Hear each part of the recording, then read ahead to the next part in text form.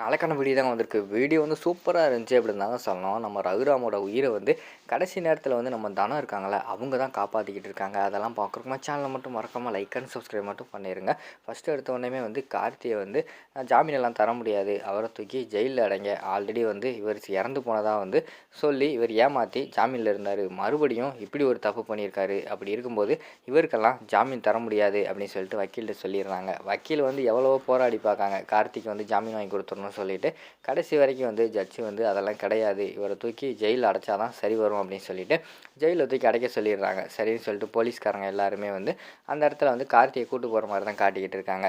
அந்த பக்கம் புவனேஸ்வரிக்கும் அவங்க அண்ணனுக்கும் என்ன பண்ணுறதுன்னு தெரியல. என்னடா இப்படி சொல்லிட்டாங்களேன்னு சொல்லிட்டு அவங்க பயங்கரமான கோபத்தில் இருக்காங்க.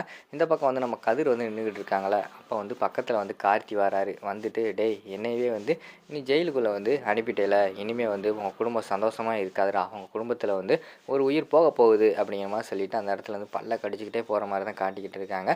கதிருக்கு வந்து அதை கேட்டதுலேருந்து ஒன்றுமே மனசே சரியில்லை. என்னடா இவன் நம்மளோட குடும்பத்தில் இருந்து ஒரு உயிர் போகுதுன்னு சொல்லிக்கிட்டு இருக்கானே, அங்கே வேறு பூஜை வந்து நடந்துக்கிட்டு இருக்குது, என்னாக போதோன்னு சொல்லிட்டு அவர் வந்து பதட்டத்திலே இருந்துக்கிட்டு இருக்காரு. என்னடா பண்ணலாம் அப்படின்னு சொல்லிட்டு யோசிச்சுக்கிட்டே இருக்காங்க. பேசாமல் வந்து இந்த புவனேஸ்வரி தான் ஏதாவது ஒரு திட்டத்தை போடுவா, அவளை நம்ம ஃபாலோ பண்ணிட்டு போனால் என்ன தான் செய்ய போகிறாங்கன்னு சொல்லிட்டு கண்டுபிடிச்சிடலாம் அப்படின்னு சொல்லிட்டு புவனேஸ்வரி வந்து ஃபாலோ பண்ணிவிட்டு கதிர் வந்து வர்ற மாதிரி காட்டிக்கிட்டு இருக்காங்க. அங்கிட்டு பார்த்தா அந்த ஒரிஜினல் ஐயர் இருக்காங்களே, அவங்களோட குழந்தைய வந்து கடத்தி கெட்டி போட்டு வச்சுருக்காங்கல்ல, அந்த ரூமுக்கு வந்து விறுவிறுன்னு வந்து புவனேஸ்வரி அவங்க அண்ணன் 2 பேருமே பயங்கரமான கோவத்தில் போகிறாங்க. எவ்வளோ தைரியம் இருந்தால் கார்த்தியே வந்து அந்த கதிர் வந்து போலீஸில் பிடிச்சி கொடுத்து ஜெயிலுக்குள்ளே அடைச்சிருப்பான். இனிமேல் அவங்க குடும்பத்தில் வந்து இனிமேல் இறக்கம் பார்த்தா சரிப்பட்டு வராது. சீக்கிரமாக வந்து அந்த ரகுராமோட உயிரை எடுக்கணும் அப்படின்னு சொல்லிட்டு கடுப்புலேயே வராங்க. வந்துட்டு அங்கே ரவுடி எல்லாருமே வந்து அந்த குழந்தைய பிடிச்சி கட்டி போட்டு வச்சுருக்காங்க. ஏய் நான் சொல்கிற வரைக்கும் இந்த குழந்தைய வந்து விடவே கூடாது சரியா, அந்த ரகுராமோட உயிர் போனால் தான் இந்த குழந்தைய விடணும் அப்படிங்கிற மாதிரி சொல்லிவிட்டு அந்த இடத்துல வந்து புவனேஸ்வரி வந்து சொல்லிட்டு போகிறாங்க. என்ன இந்த வீட்டுக்குள்ளே இவங்க வந்து ஏதோ கோவத்தோடு போயிட்டு வர்ற மாதிரி இருக்கே அப்படின்னு சொல்லிட்டு விறுவிறுன்னு அங்கிட்டு இருந்து ஜன்னல் வழியாக நம்ம கதிர் இருக்காங்களா, அவங்க வந்து எட்டி பார்க்காங்க. பார்த்தா உள்ளே வந்து ஒரு குழந்தைய வந்து கட்டி போட்டு வச்சுருக்காங்க. அதை பார்த்தோன்னே கதிருக்கு வந்து பயங்கரமாக ஷாக் ஆயிடுது. என்னடா அவன் என்னடானா நம்ம குடும்பத்தில் ஒரு உயிர் வந்து போக போகுதுன்னு சொல்கிறாங்க, இங்கே என்னடானா ஒரு குழந்தைய கட்டி போட்டு வச்சுருக்காங்களே, இது ரெண்டுக்கும் ஏதோ ஒரு சம்மந்தம் இருக்குது அப்படின்னு சொல்லிட்டு உடனே வந்து மாயாவுக்கு வந்து கால் பண்ணுறாங்க கதிர் வந்து. மாயா வந்து ஃபோனை அட்டன் பண்ணோன்னே கேட்குறாங்க, என்ன கார்த்தியை வந்து போலீஸில் பிடிச்சி கொடுத்தாச்சா அப்படிங்கிற மாதிரி சொல்கிறாங்க. அதெல்லாம் முடிஞ்சு மாயா, ஆனால் அந்த கார்த்தி வந்து ஜெயிலுக்குள்ளே போகும்போது என்கிட்ட ஒரு வார்த்தை சொல்லிட்டு போனான், உங்கள் குடும்பத்தில் வந்து ஒரு உயிர் போக போகுதுன்னு சொன்னால் எனக்கு என்னமோ பயமாக இருக்குது. இங்கே பார்த்தா புவனேஸ்வரி வந்து வீட்டுக்குள்ளே ஒரு சின்ன பிள்ளைய கெட்டி போட்டு வச்சுருக்கா, எனக்கு என்னமோ வந்து டவுட்டாகவே இருக்குது, எங்கேயோ தப்பு நடக்க போகுது மாயா அப்படிங்கிற மாதிரி சொல்லிக்கிட்டு இருக்காங்க. அப்படியா சரி நானும் பார்த்துக்கிறேன் அப்படின்னு சொல்லிட்டு மாயா வந்து என்னடா பண்ணுறது அப்படின்னு சொல்லிட்டு யோசிச்சுக்கிட்டே வந்து தனத்துக்கிட்ட போய் சொல்கிறாங்க. கதிர் வந்து கால் பண்ணால் கார்த்தியை வந்து போலீஸ் பிடிச்சிட்டு போயிட்டாங்களாம், ஆனால் கார்த்தி வந்து நம்ம குடும்பத்தில் வந்து ஏதோ அசம்பாவிதம் நடக்க போகுது அப்படிங்கிற மாதிரி சொல்லிட்டான்னு சொல்கிறாங்க. கதிர் வந்து பயப்படுறான், என்னவா இருக்கும் அப்படின்னு சொல்லிட்டு யோசிச்சுக்கிட்டே இருக்காங்க.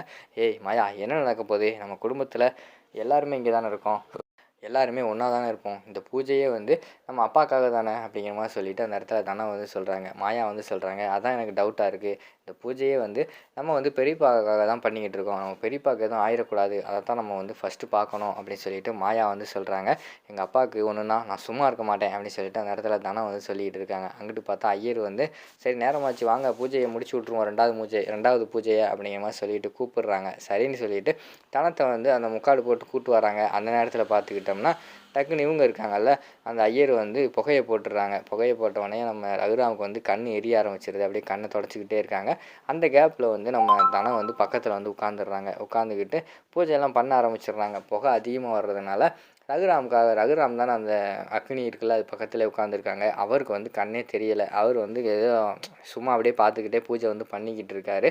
இங்கிட்டு பார்த்துக்கிட்டோம்னா நம்ம தனம் வந்து உட்காந்து அவங்க அப்பாவை பார்த்துக்கிட்டு அப்படியே கண்ணீர் வடிச்சுக்கிட்டு சந்தோஷத்தில் வந்து பண்ணிக்கிட்டு இருக்கிற மாதிரி காட்டுறாங்க. அங்கிட்டு பார்த்தா ஐயர் வந்து சைடுலேருந்து மெதுவாக கத்தி எடுக்காரு. கரண்ட் ஷாக் வச்சு தான் ஒன்றுமே பண்ண முடியலை. கத்தியை வச்சாவது இந்த புகை வந்து அதிகமாக போய்கிட்டு இருக்கு, இந்த கேப்பில் வந்து ரகுராம் வந்து குத்திர வேண்டிதான் அப்படின்னு சொல்லிட்டு அவர் அங்கிட்டிருந்து சைட்லேருந்து கத்தியை வெளியில் உருவுற மாதிரி காட்டுறாங்க. அதை வந்து தனம் வந்து பார்த்துடுறாங்க. தனம் வந்து பார்த்து ஷாக் ஆகிடுறாங்க. அதோட பார்த்துக்கிட்டிங்கன்னா முடிச்சிடுறாங்க. ஆனால் வந்து தனம் தான் மேக்ஸிமம் வந்து ஒன்று தடுக்கணும், இல்லைன்னா அந்த கத்தி குத்தை வந்து நம்ம தனம் வாங்குற மாதிரி தான் கொண்டு போக போகிறாங்கன்னு நினைக்கிறேன். இதோட பார்த்துக்கிட்டிங்கன்னா அந்த வீடியோ வந்து முடிச்சிடுறாங்க.